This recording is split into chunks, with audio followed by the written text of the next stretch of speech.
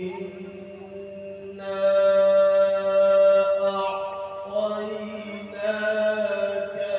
الكوثر.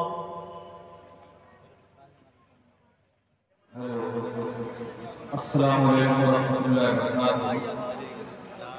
आइए हाज़िर वक्त बहुत कम है, मुझे 50 से पढ़ने का हुक्म हुआ है।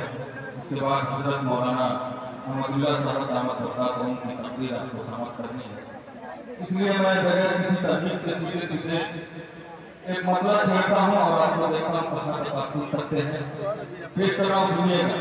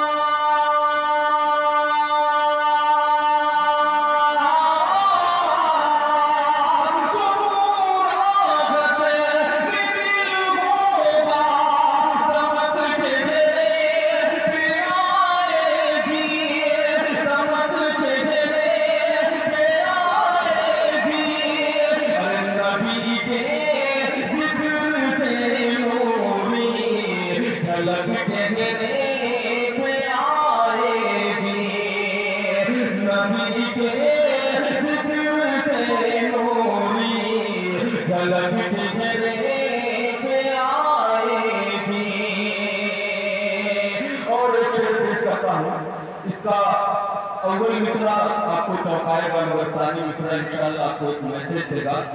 ये शेर मैं पत्रकार मोहम्मद अफजल साहब को नजर करता हूँ, सुनिएगा।